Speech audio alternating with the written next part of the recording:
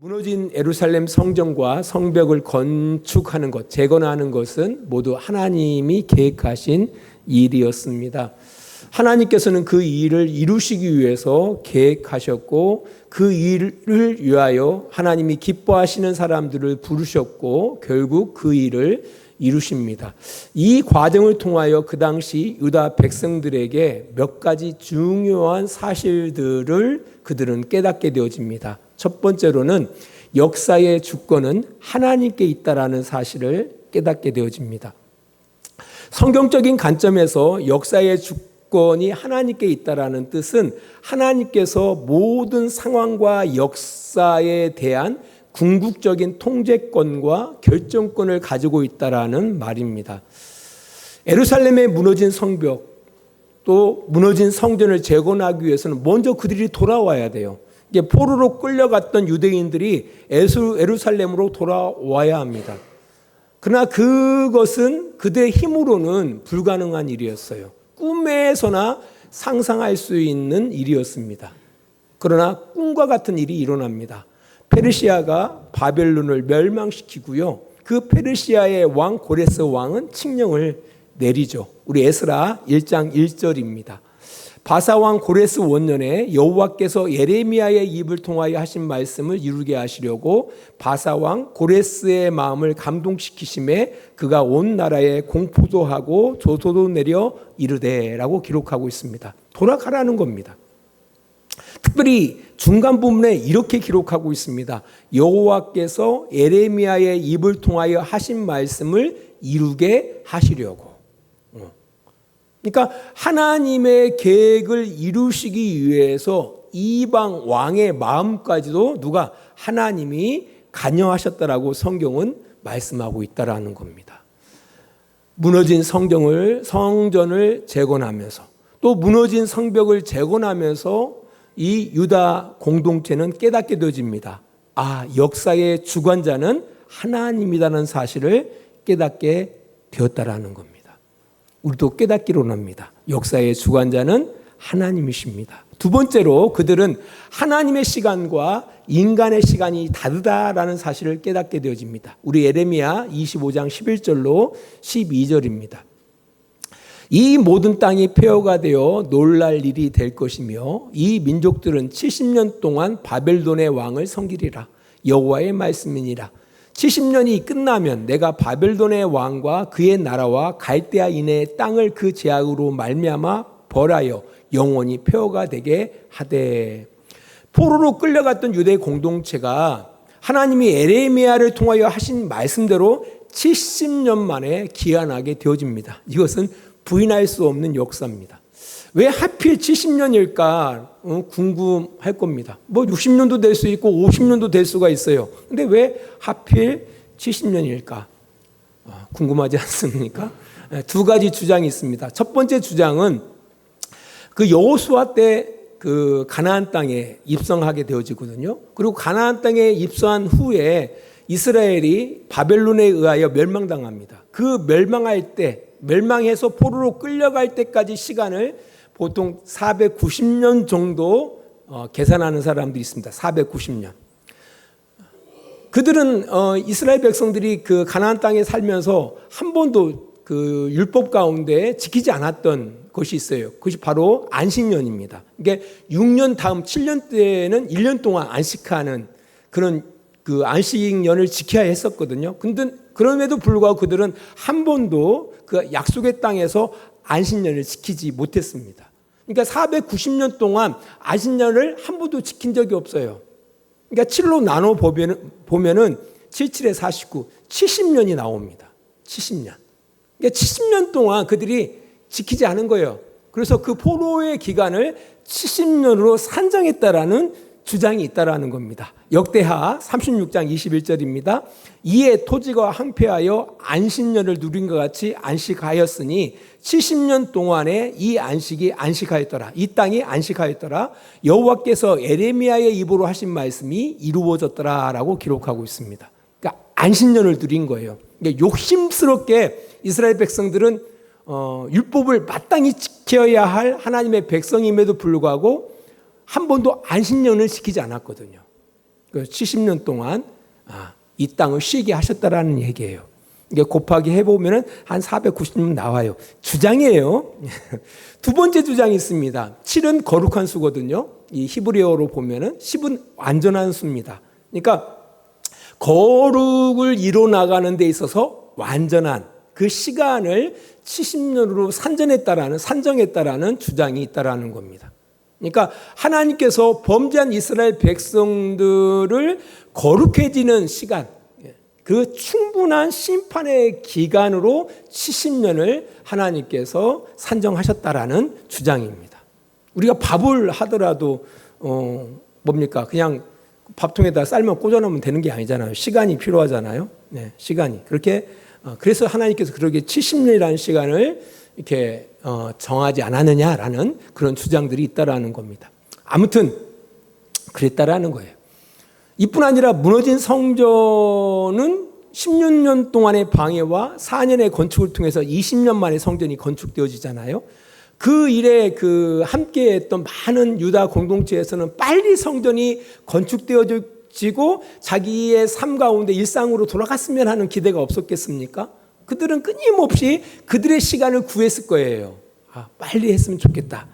빨리 됐으면 좋겠다. 이제 그럼에도 불구하고 이 무너진 성전은 20년 만에 성전이 완성되어집니다. 또 반면에 성전이 재건된 지 90년 동안 예루살렘 성벽은 무너진 가운데 있었거든요. 그 무너진 가운데 있었던 이 성벽이 52일 만에 완성되어집니다. 정말 짧은 순간에 무너진 성벽이 완성되어지는 거거든요. 이게 그건 역시도 그렇다라는 겁니다. 그건 역시도.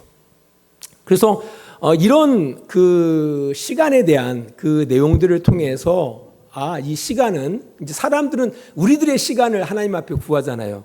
그렇지만 하나님께서는 항상 하나님의 때를 따라서 그 일을 이루신다라는 겁니다. 적절한 때가 있다라는 거예요. 그러니까 20년이라는 시간, 그러니까 무너진 성전을 건축하는데 20년이 걸렸는데 그 20년이라는 시간이 가장 적절한 시간이었다라는 겁니다. 무너진 성벽을 재건하는데 52일 만에 끝나거든요. 근데 그것 역시나 적절하다라는 겁니다. 이런 어떤 기다림이 필요하다라는 겁니다. 우리도 하나님 앞에 기도할 때 그렇지 않습니까? 빨리 우리가 원하는 시간에 이것을 위해서 하나님 앞에 구하는데 우리가 하나님 믿는 성도들로서 이 시간 역시 하나님의 손에 있다라는 그런 인식을 하시고 하나님의 시간을 기다리면서 지금의 삶을 이렇게 버텨나가시는 성도들이 되시기를 축원합니다. 세 번째로 그들이 깨달았던 것이 있습니다. 그것은 바로 뭐냐면은 그 모든 일들을 하나님의 그 백성들을 통해서 그 일을 완성하시더라는 겁니다. 이 전지전능하신 하나님께서 능력이 없어서 그의 백성들에게 도움을 구하시는 것이 아닙니다. 오히려 하나님께서는 그 일에 우리를 불러 함께 그 일을 이루시는 기쁨 가운데 우리로 동참하기를 원하시는 겁니다. 느헤미야 2장 18절입니다. 또 왕이 나를 도우신 일과 하나님의 선한 손이 나를 도우신 일을 그들에게 말하였더니 그들의 말이 우리가 곧 일어나 건축하려 하고 모두 힘을 내어 이 선한 일을 하려 하매라고 기록하고 있습니다. 그자는 하나님이 계획하셨어요. 그 일을 위해서 하나님의 선한 손이 느헤미야와 함께 하셨습니다.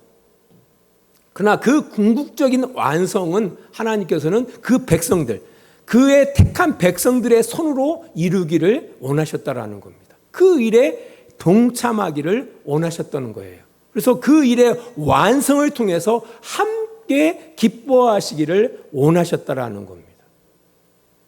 그래서 여러분들이 정말 하나님의 일하심을, 하나님의 구원하심에 동참하기를 원하신다 한다면 하나님이 일하시는 일에 동참하시면 되는 거예요. 나 하나님 좀 경험하고 싶어 라고 생각하신다면 하나님이 계획하시고 하나님의 선이 함께 하시는 그 일에 동참하시면 하나님의 일하심을 뭐 할 수가 있어요? 경험할 수가 있다라는 겁니다. 많은 사람들이 손 안 대고 콩 풀려고 그래요. 손 안 대고. 그러니까 아무것도 안 하면서 하나님을 경험하기를 원해요. 그렇지 않나요? 그 무서운 신앙이 될 수가 있습니다.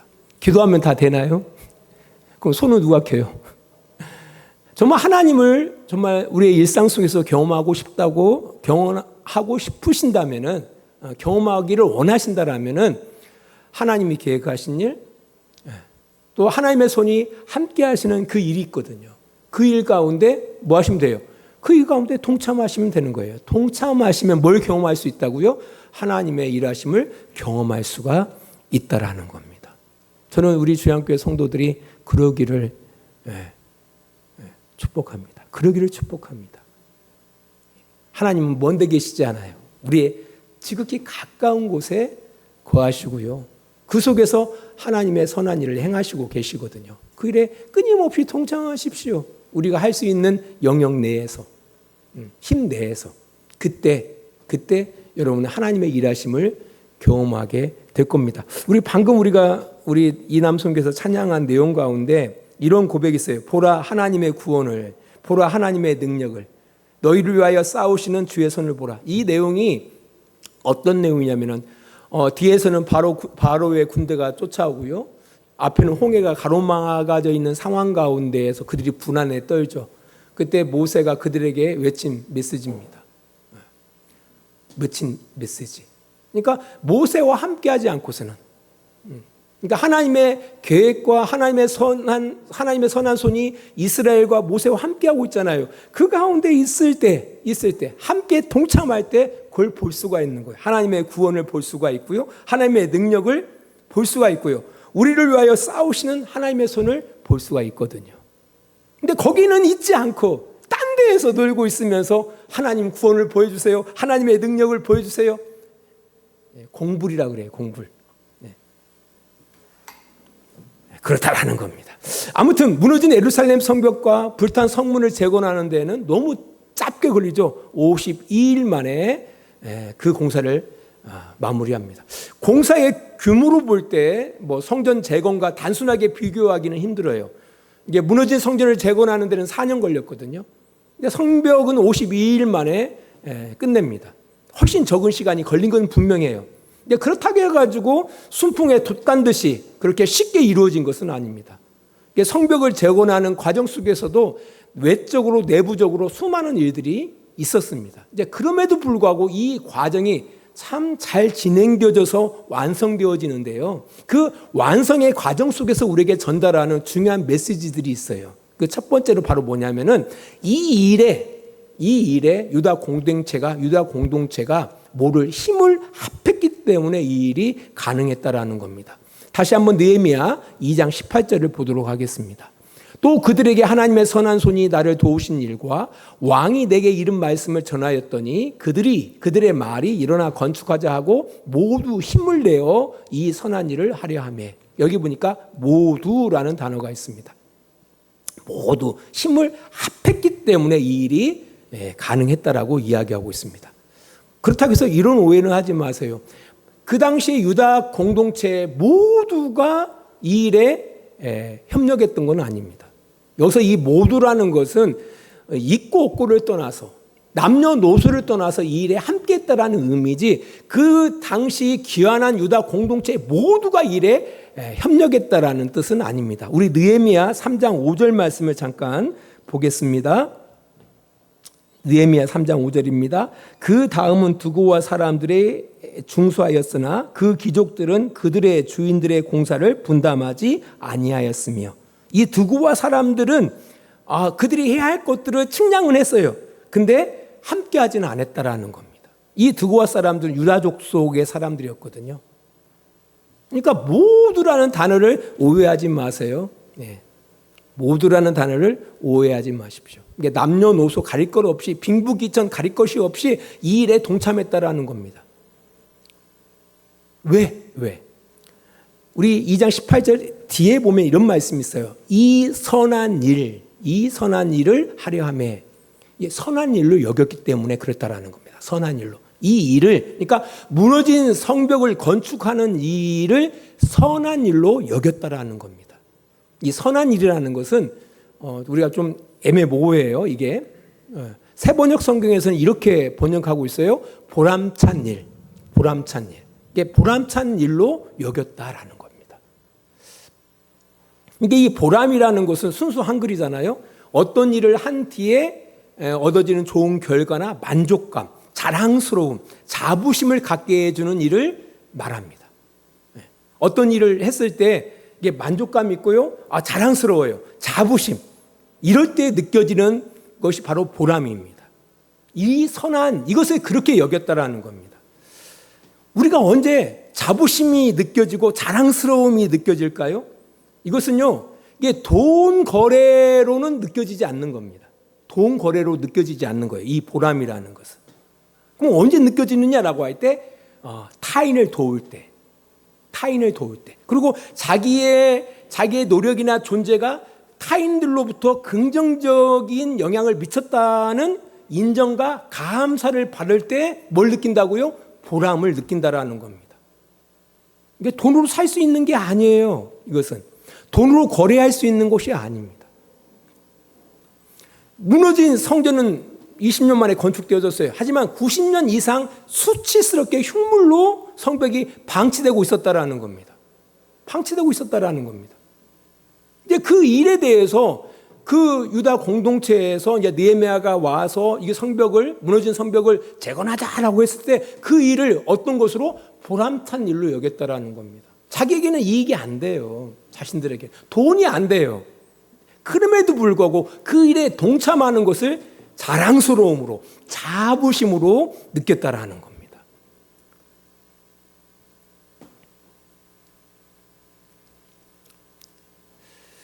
이게 참 중요합니다.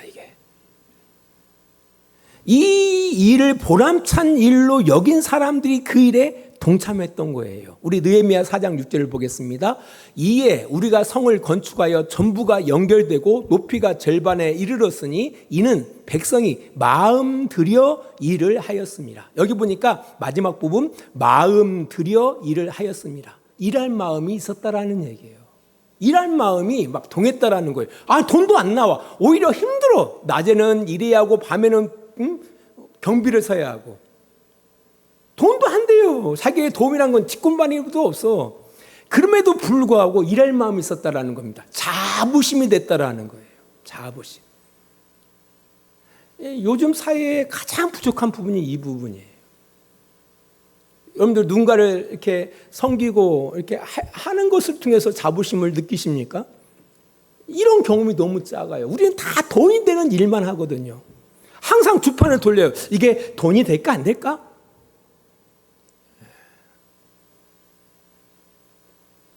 우리 대한민국의 독립을 위해서 수많은 사람들이 자기 목숨과 또 자기 전 재산과 심지어 가족들의 어떤 그 불행을 담보하고 그 일에 앞장서지 않았습니까? 왜? 자부심, 자랑스러움. 그것을 뭐로 여겼다라는 거예요? 보람으로 여겼기 때문에 그런 거예요. 보람으로.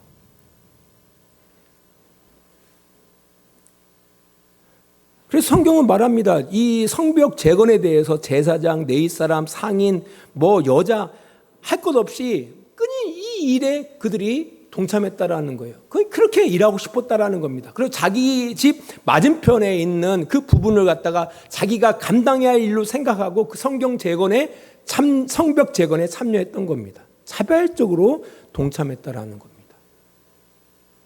우리 교회 공동체도 그렇다라는 겁니다. 우리 교회 공동체가 어떤 일을 계획하고 그 일을 행할 때에 먼저 생각해야 돼요. 이 일이 모두에게 유익한 일인지, 정말 보람찬 일인지를 깨닫는 게 정말 중요한 것입니다. 이것을 가치 있는 일로 여길 때에 자발적인 동참들이 일어나게 되는 거거든요. 사실 하나님의 선한 일은 그렇게 이루어져요. 하나님께서는 왜? 하나님의 선한 일에는 하나님은 자원하는 일을 통하여 그 일을 행하시거든요. 어떤 강요나 의무가 아니라 자발적으로 행하기를 하나님께서는 원하십니다. 예배도 그렇잖아요. 하나님은 영이시니 예배하는 자가 영과 진리로 예배할지니라. 여기서 진리라는 말이 다른 번역을 바라보면 진심이란 뜻이에요. 진심이라는 것은 자발적인 마음을 말하지 않습니까? 자발적인 마음으로 하는 것. 이게 진짜 예배인 거예요. 하나님이 기뻐하신 예배가 바로 자발적인 예배라는 겁니다. 하나님 앞에 드리는 연보도 마찬가지입니다. 각각 그 마음에 정한 대로 하는데 인색함으로 억지로 하지 말라는 겁니다. 우리 고린도후서 9장 7절을 바라볼까요? 각자 마음에 정한 대로 해야 하고 아까하면서 하는 거 아니에요. 마지못해서 하는 것이 아닙니다. 뭐예요? 하나님은 즐겨내는 자를 사랑한다는. 여기서 즐겨라는 말이 바로 어떤 의미를 갖고 있냐면 자발적인. 그래서 하나님을 향한 순종과 섬김 역시 그렇습니다. 하나님을 향한 순종과 섬김 역시 그렇다라는 겁니다. 왜냐하면 하나님께서는 우리를 사랑하시거든요. 이 사랑의 관계는 그 강압적이거나 주종의 관계가 아닙니다. 그래서 자발적인 신뢰와 사랑을 바탕으로 해서 행하는 것이 하나님께서 기뻐하실 뿐만 아니라 우리에게도 뭐가 있는 겁니까? 우리에게도 성숙이라는 것이 있는 겁니다. 사실 개인적으로 개신교에서 흔히 사용하는 헌신이라는 단어를 저는 조금 불편해요. 우리가 저 예전에 이제 교회 다닐 때 헌신 예배가 많았잖아요. 매 주마다 헌신 예배예요. 첫 주는 뭐 여성교회 헌신 예배, 두 번째 주는 뭐 남성교회 헌신 예배, 학생의 헌신 예배, 청년의 헌신 예배. 헌신 예배 때마다 뭐예요? 뭐가 돌아가지죠? 헌금이 돌아가요. 헌금 내라는 거죠. 헌신, 몸을 드린다라는 거죠. 근데 사실 기독교는 지극히 자발성이거든요. 자발성. 그런 차원에서 바라보면은 기독교 내 특히 개신교에서 이 헌신이라는 말은 우리가 조금 조심해야겠다라는 생각을 가게 돼요. 헌신이라는 내용보다는 어떤 자발성으로 하는 것이 중요하다. 두 번째로는요, 이 52일간의 이 무너진 성벽을 재건하는 가운데 바라보면은요, 느헤미야라는 준비된 지도자가 있었다라는 겁니다. 사실 무너진 성벽을 재건하는 일에 순탄한 일만 있었던 것이 아니거든요. 많은 방해들이 있었어요. 외적인, 내적인 방해들이 있었다라는 겁니다. 그때 이 느헤미야는 그 모든 문제들을 지혜롭게 대처해 나갔다라는 겁니다. 이게 위기관리 능력이 참 뛰어났던 것으로 보입니다. 우리가 지도자를 영어로 리더라고 하죠. 리더. 이 리더의 언어를 이제 조사해 보니까 여행을 떠날 때 무리의 앞에서 길을 안내하고 앞장서서 목적지로 이렇게 인도하는 사람을 리더라고 하더라고요. 리더. 길잡이, 솔선수범하는 사람, 이런 어원을 갖고 있어요. 또 리더라는 뜻이 어떤 뜻을 갖고 있냐면 독일어에서는 보면은 뭐 고통을 받다, 견디다, 애롭다라는 그런 어원에서 나왔더라고요. 그러니까 앞장서서 어려움을 감당하는 역할이 바로 리더라는 겁니다. 이런 리더가 있었다라는 거예요. 어디에? 이 무너진 예루살렘의 성벽을 건축하는 일에 이런 리더가 있었다라는 겁니다.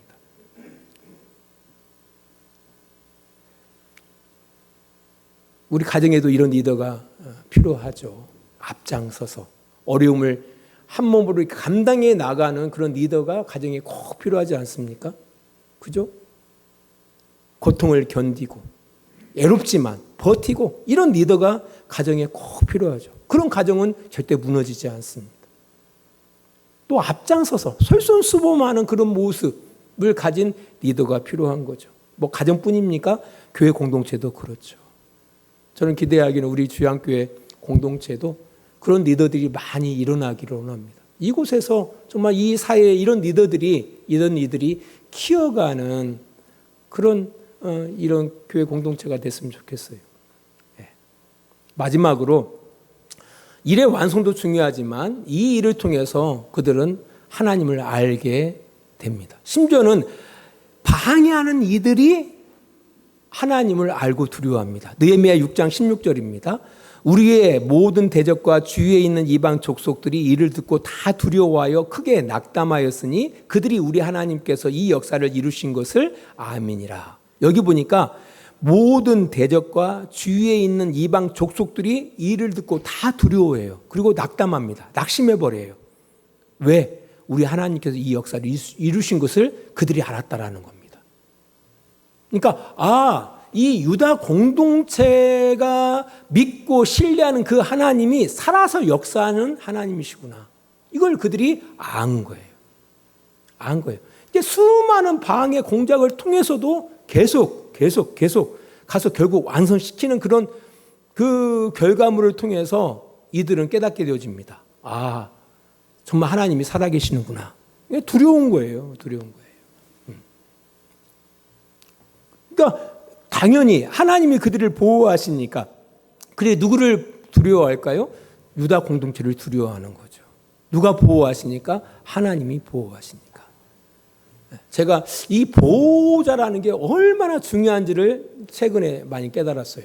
개가 이제 개를 물고 사람을 물고 하다 보니까 동네 사람들이 다 죽이라는 거예요. 이 개를 죽이래요.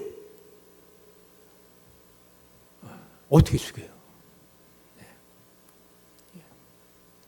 그러니까 내가 책임지는 거예요. 내가 보호자니까.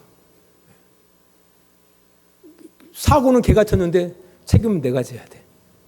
보호자의 역할이에요. 누가 보호하느냐. 이게 중요한 겁니다. 이스라엘을 누가 보호해요? 여호와 하나님이 보호하시는 거예요. 하나님이 전폭적으로 누구를 책임지는 겁니까? 이스라엘을 책임지시는 거예요. 우리도 마찬가지입니다. 여러분이 하나님을 아버지라고 이야기하잖아요. 여러분이 믿음이 크든 적든 그와에 상관하지 않습니다. 중요한 것은 하나님이 여러분의 보호자가 된다는 것은 분명해요. 내가 자식들이 위에 서울에 2명 있지만 제가 그들의 보호자 아닙니까? 보호자 아닙니까? 그들이 부모님과의 관계가 좋든 뭐든 그 상관없어요. 중요한 건 내가 그들의 보호자거든요. 법적인 보호자이기 때문에 항상 책임이 따르는 거거든요. 제가 우리 딸들도 마찬가지고 이 보호자라는 게 그런 의미예요. 이스라엘의 보호자가 누구라는 겁니까? 하나님이라는 사실을 그 대적하는 이들이 깨닫게 되어져요. 하나님을 두려워해요. 하나님을 두려워했다는 것은 곧 하나님이 지키시는 유다 공동체를 함부로 하지 못하게 됐다라는 겁니다. 이게 중요한 겁니다. 이런 알미 이루어졌다라는 겁니다. 하나님은 일 중요하죠. 하지만 그 일보다 더 중요한 것은 그 일을 통해서 하나님을 알게 하시는 것이 하나님의 목적이에요. 예수님의 첫 번째 기적이 가나 혼인잔치 때 일어납니다. 물을 포도주로 만드는 그 기적이지 않습니까? 모자랐어요. 그때 예수님의 어머님이 예수님께 부탁하죠. 그리고 예수님의 어머님이 하인들에게 말합니다. 예수님께서 시키는 대로 하라라고 이야기를 해요. 예수님께서는 하인들에게 항아리 6 동에다가 물을 채워 연회장에 갖다 주라고 그래요. 이에 그들이 순종합니다. 연회장이 신랑을 불러 이렇게 말합니다. 야, 먼저 좋은 포도주를 내고 취한 후에 좋지 않은 것을 내는데 너는 지금까지 좋은 포도주를 두었구나라고 이야기를 해요. 그리고 성경이 이렇게 기록하고 있습니다. 요한복음 2장 9절입니다. 연회장은 물로 된 포도주를 맛보고도 어디서 났는지 알지 못하되 물 떠온 하인들은 알더라. 하인들은 알아요. 뭐한 사람들? 순종한 사람들은 아는 거예요. 이거 물인데 하나님이 포도주로 바꾸셨다라는 것을 그들은 알았던 겁니다. 사실 한국 개신교가 사회로부터 무시받고 비난을 받는 이유가 뭘까? 한번 설교를 준비하면서 고민해 봤어요. 이것은 정말 우리가 선한 일, 보람찬 일에 대해서는 동참하기를 거절하고 냄새나는 일, 더러운 일, 이런 부분에 우리가 참여하기 때문에 세상으로부터 비난받고 조롱받고 있지 않나라는 생각을 갖게 되더라고요. 여러분도 한번 생각해 보셔야 돼요. 우리가 무시 안 당하려면 우리가 보람찬 일, 선한 일에 동참하셔야 돼요. 그러면 하나님의 일하심을 경험하게 되어지고요. 세상도 믿는 사람들은 역시 다르구나.